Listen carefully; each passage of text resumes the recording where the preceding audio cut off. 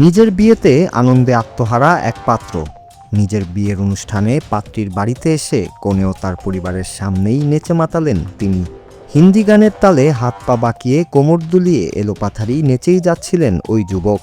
আর বিরক্ত মুখে দাঁড়িয়ে বরের কাণ্ড দেখতে রইলেন কনে। এক পর্যায়ে কষ্টে কেঁদে ফেলেন ওই তরুণী। তেমনই একটি ঘটনার ভিডিও ছড়িয়ে পড়েছে সামাজিক মাধ্যমে, যা দেখে কেউ কেউ যেমন হাসছেন, আবার অনেকেই কনের কান্না দেখে আবেগী হয়ে পড়ছেন।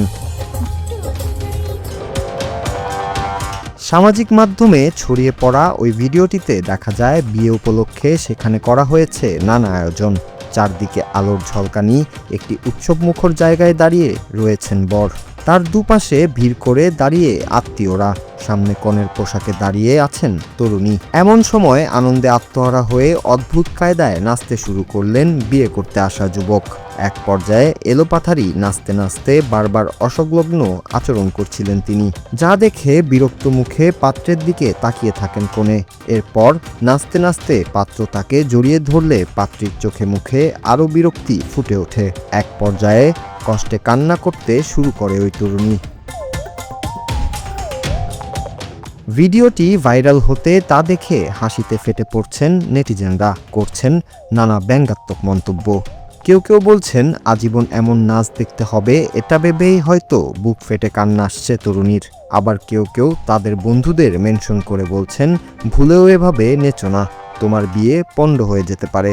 আবার কেউ কেউ বলছেন সকলের সামনে হয়তো মদ্যপ অবস্থায় বর এভাবে নাচছেন, সেই অপমানেই হয়তো কষ্টের কান্না কাঁদছেন তরুণী।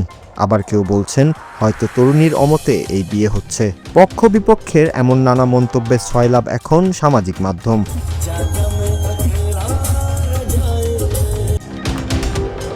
খোঁজ নিয়ে জানা গেছে ভাইরাল ওই ভিডিওর এই ঘটনাটি সম্প্রতি ভারতের ছত্তিশগড়ের তাহিকোঙ্গা নামক এক গ্রামে গেল সপ্তাহে অনুষ্ঠিত একটি বিয়ের অনুষ্ঠানের।